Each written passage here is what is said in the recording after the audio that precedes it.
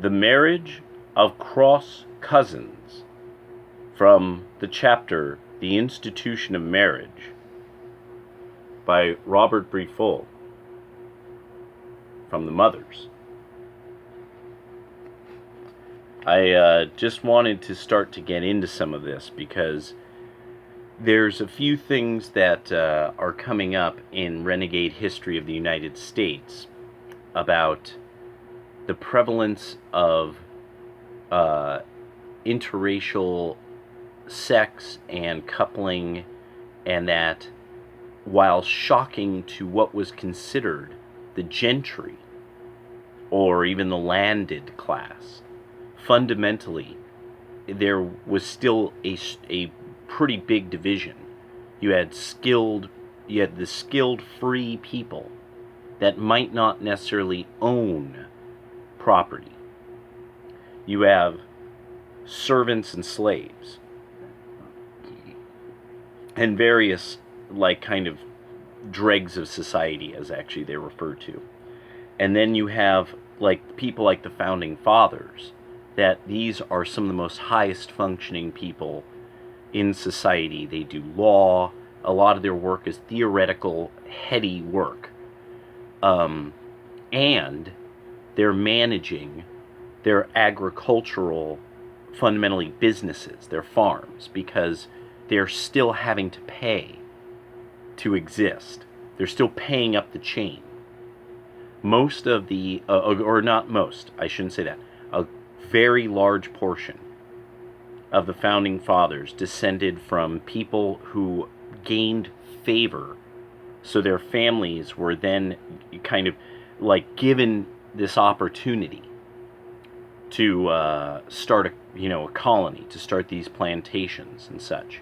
And so there's lots of, was it Delaware is still called it's like something in the something plantations or something, or I forget. It's got some really weird name.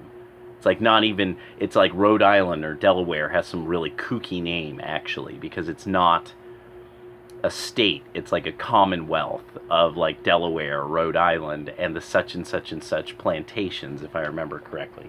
But that doesn't matter. The only thing that matters about it is these were just sort of plots in an area, poorly mapped, poorly understood, being colonized by people who were not adapted to the environment at all, with extremely backward technology compared to, even something like camping in the 70s or 60s would have been paradise compared to a full, boatloads and boatloads of supplies coming from Britain, with skilled labor, it would still have just been miserable, clouds of mosquitoes, and it would have been very difficult. People would have never been accustomed to the changes in temperature that happen on the East Coast at all. They would have been totally unaccustomed to this. So that's one of the big things that shocks people, is that with the ease at which people would just die of disease in early America, it's just a party in the streets. What ends up happening, and I'm realizing now from things that Styx has brought up, that this is why certain things change about Freemasonry. That the stoneworkers' rituals, which so far everything I have found actually had 2 degrees, and some stoneworkers' fraternities had a thing called the Holy Royal Arch. But the 3rd degree looks like it came from Desaguliers when he was designing the sewer for London, and that it's looking like this was entirely a Scottish stonework thing that actually had, because of the Masonic Roundtable that happened recently, it's looking like it was the use of iron, the use of metal, and the use of metal and wood in construction was putting stoneworkers out of business. The cathedrals weren't still being built. There was a period of relative peace, so you didn't have to rebuild castles and shit like that. And after the British Civil War, they had metal. The Civil War had caused them to make bullets and cannon and sword. So much so that they now had they were competing with continental Europe in production of metals and metal goods. They could compete with somebody like Spain at that point. So all of this together started making me think of women reward society, or women change society through the reward of sex. Because society wants women to give them sex, and wants women to give them children, the product of sex. So, I've started really thinking about, because this is something that there's a major stumbling block in the road of truth to the racial issues of our day. And one of these is the mass insane raping of black women. That white men just rape and raped and raped and raped, and that's why there's so many light-skinned black people. And everything I'm finding is that this is one of the best covered up issues, is how long race mixing was going on, how relatively common this actually was, for how many black people were among how many white people, that this was not as uncommon as people want to act. It's just that it was in the lowest tiers of society. And by the 20s through the 50s, you can find documentation of black politicians, lawyers, and executives, and ministers. Another one is ministers married to white women. White men of typically the middle class, like the intellectual middle class, married to black women. It was David Carroll who pointed this out when he wanted to make it understood to people as black as him. Like, you all want to say this and you want to say that, but if you have the opportunity, you'll marry a white person. You will. And it was funny, because I'm thinking he has kind of more of the Muhammad Ali point of view. Why would I want to encourage my people to marry outside of their group? Black is beautiful. I think that was what Muhammad said. He said black is beautiful, and I just thought that was very interesting, and because it hurt my feelings. Growing up, I like Muhammad Ali, and it hurt I was into martial arts. Everybody loved Muhammad Ali. I know people, they never stop calling him Cassius Clay. If you know that karate man from, the famous karate man from San Francisco, California, and Hawaii, Cassius, always has a dog named Cassius. You leave it in the comments. I love that guy. In a better place now. Such an agreement between the two groups implies that every member of each group shall marry into the other group. This relationship, if continued long enough, results in an institution known as cross-cousin marriage. Let us suppose, for the sake of example, that in each of two primitive groups, which we will call bears and wolves, consisting of 2 generations only, all the bear men will be married to wolf women, and all the bear women married to wolf men. Then, if children are regarded as belonging to their mother's clan, since the eldest male wolf will be married to a bear woman, the father of every bear will be a wolf, and similarly the father of every wolf will be a bear. The wives of the younger bear men will be wolf women.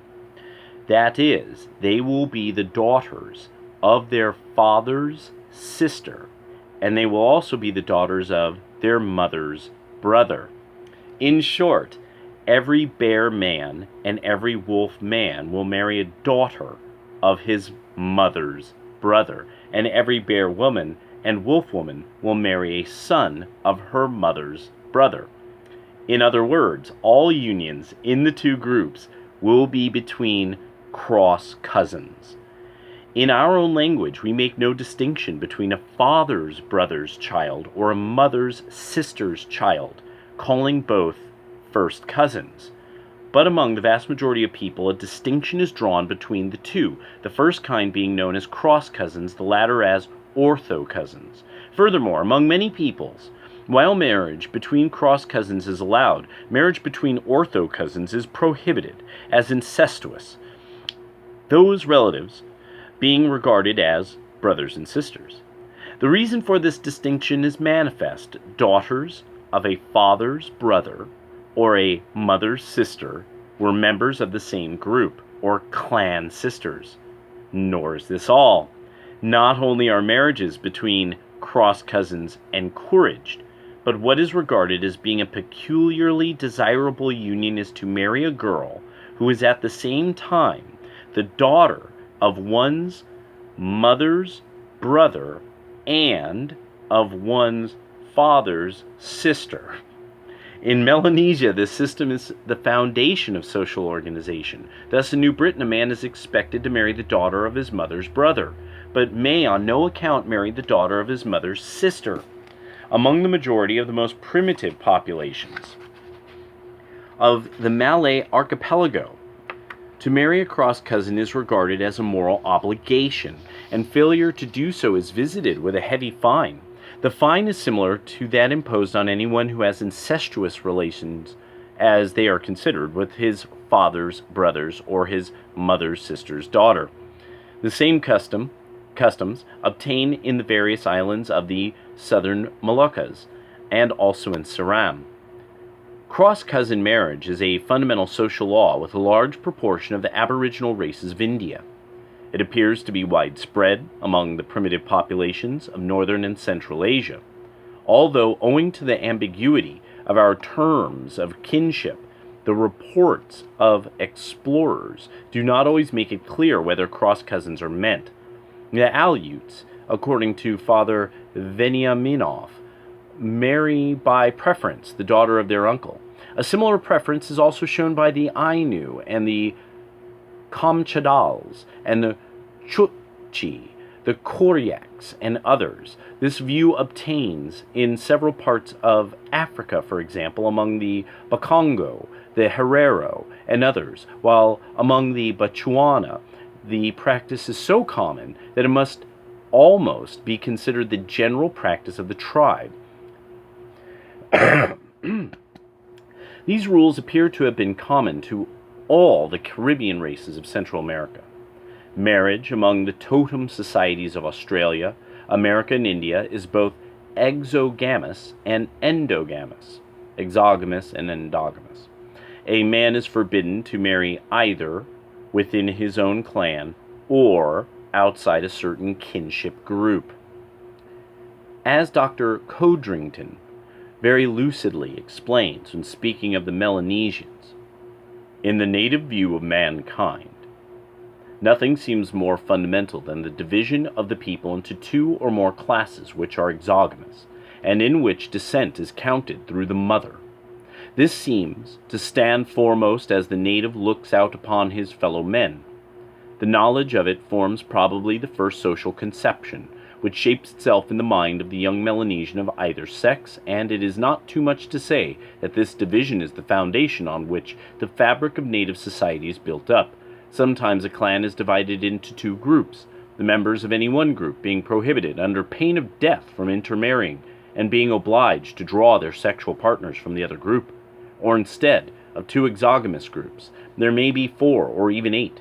Totemic considerations may also apply, so that the restrictions become very complicated. Since marriage between members of the same village is regarded as incest, it often happens that, as among the Zayans, the unmarried males and females dwell separately in 2 large houses at the opposite ends of the village, and so afraid are they of incurring suspicion that any amatory relations exist, that they are careful to lower their eyes discreetly should they happen to meet.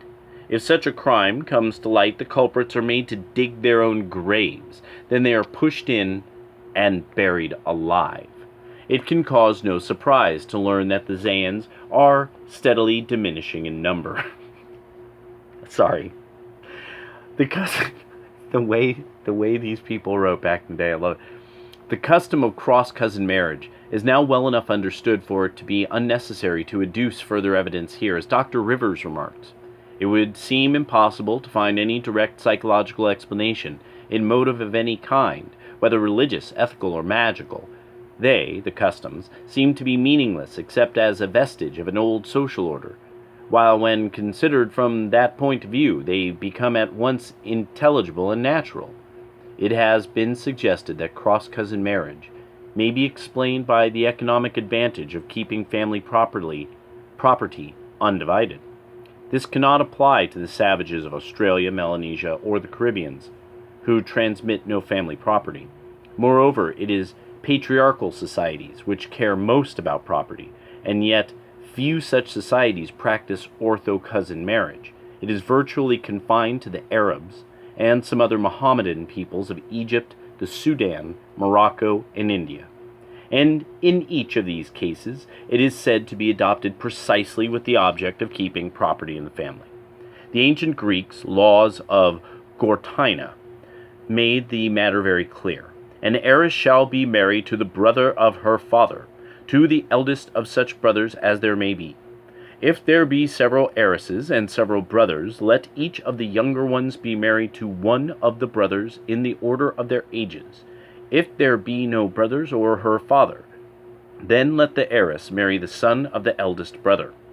Inheritance through the daughters is here adapted to patriarchal aims, not by cross-cousin marriage, but by ortho-cousin marriage. It is, in fact, unlikely that a cousin devised to keep the property of a matriarchal family undivided should be preserved under a patriarchal system, the chief purpose which is to abolish such a mode of succession. Bakongo society offers a striking illustration of the essential matriarchal character of clan organization and the patriarchal character of the family group. The exogamous clans are reckoned to have sprung from the offspring of a common ancestress, and descent is reckoned in the uterine line. Yet, the father is the absolute head of the family, and the property is transmitted in the male line. Nevertheless, the Bakongo strictly observe cross-cousin marriage. A similar paradox is found among the Rabas of Assam. Often, economic advantage is set aside as the Bataks of Sumatra, a severely patriarchal people, who nevertheless set advantageous alliances aside in order to make cross-cousin marriages. Westermarck makes it a principle that customs should be explained by existing conditions and not as survivals of hypothetical past conditions.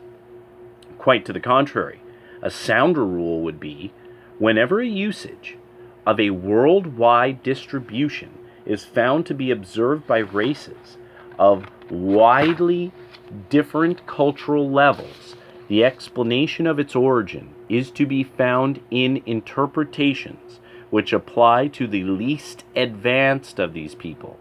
Westermarck's principle leads to error, since plausible current reasons can always be found. For instance, the explanation of the rule of exogamy as a provision against the injurious effects of inbreeding. On this principle, we should have to interpret the observance of Sabbath days as due to the advisability of regular rest intervals, whereas we know the explanation to be quite different. See below. Okay. Similarly, we might think mourning customs prompted by respect for the dead, when in fact they are prompted by dread of the spirit of the departed. In modern society, no one supposes that such customs as raising one's hat to a magpie are to be explained by reference to existing conditions. And then one more little section. The change from clan kinship to family kinship. Should take about 2 minutes. Once the primitive maternal clan organization is broken down, and kinship comes to be viewed in relation with another form of group, i.e., the family. Both ortho and cross cousins are regarded as equally close relatives, and marriage of either may be seen as incestuous. Thus, many societies condemn marriage of first cousins of either sort, and even of second, third, fourth, and even more remote ones, so that the very relationship which is prescribed under one system is condemned under the other. The transition is clearly seen in India, where among some tribes and castes, the one form of marriage is an obligation, in other condemnable, in others permissible, while yet others condemn it. Sir Denzil Ibbotson writes of the Punjab, "The people are beginning to add the mother's clan to those in which a man is forbidden to marry, or even to substitute it for the father's mother's clan. And this is apparently the last stage in the change from relationship through women to relationship through men. The clan group organization tends to break down in time into family group organization. Since exogamous clans or classes are general throughout Australia, Melanesia, and primitive Indonesia, there can be little doubt that they were once general in Polynesia, but they have vanished. Again, the Yakut were once so strictly exogamous that blindness was thought to be visited upon the trespasser, but today a man marries any woman outside his own family. Similarly with the Iroquois. Moreover, even where, as in Fiji, the clan organization has fallen into complete decay, cross-cousin marriage may persist." From the chapter, The Institution of Marriage, Robert Briffault's The Mothers. Remember Briffault's law. It's that not just that women, once women are done with a male and they don't get anything out of it, they'll leave. But that the female decides the condition of the environment in which her company will remain. Once she doesn't like the environment, she's the one who sets up the environment. 8 out of every $10 is spent by women. Once we were all fucking each other's, we were fucking cousins. All of us are descended within about the last 500 years from people who are fucking cousins. Except for pretty much except for some groups out of the Han, say some groups out of Northern Europe, stuff like that. Like, this is bits and pieces. People figured this out once land could be measured, valued, and that there was a way of exchanging value, and that you needed men to deal with this issue. Because men would kill for land and kill for things, because women are why men kill. Empires exist because women don't care about other people dying for what they get. They don't. They're not built to.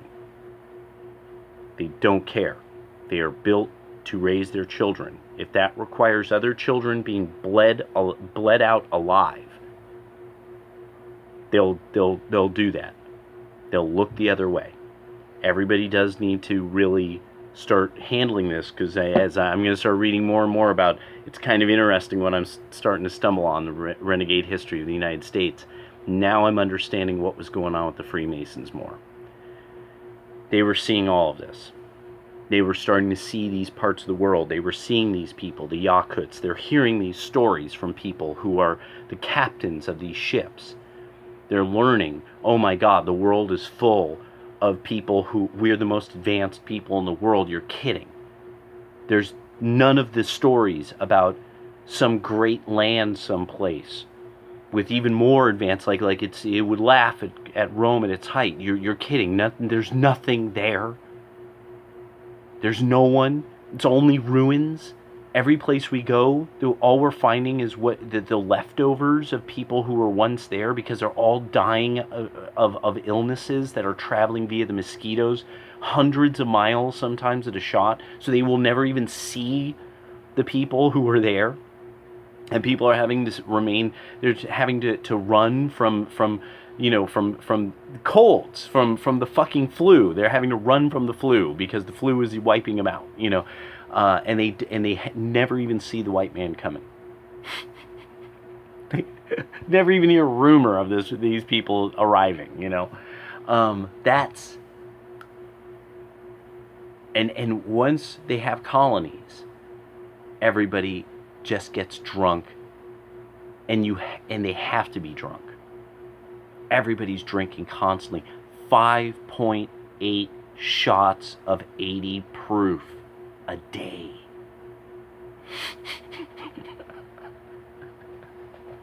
It's insane. You could tell why then. When the women didn't want prostitutes everywhere. To the point where they're like, no, there were throngs of prostitutes, crowds of prostitutes. If they wanted to, they could block the streets. Women openly sold sex. You would be walking along and people would be having sex, like just over there. Even with the Puritans, even in Puritan country. There's a church and there's a bar, there's a tavern next door. So people could drink before church and then drink after. You had to give people an extra day to make a Sabbath. A Saturday Sabbath. Because they needed to get tanked. It was a compromise. This is amazing. I can't wait to start reading this stuff to you guys. This is just blowing my mind. Because this was what the environment was. When people were completely freed, what did the lowest classes start doing? They were like, what? There's rum? And what did the middle classes start doing? Hey, as long as you show up and you get some of this work done, we could have a beer at lunch. Yeah. And, okay, actually, in fact, just bring a mug. I'll hook you up. Just show up. You'll get a few shillings, and I'll hook you up with some grog. It's a lot less glorious than Hollywood would tell you, and everything stunk like shit.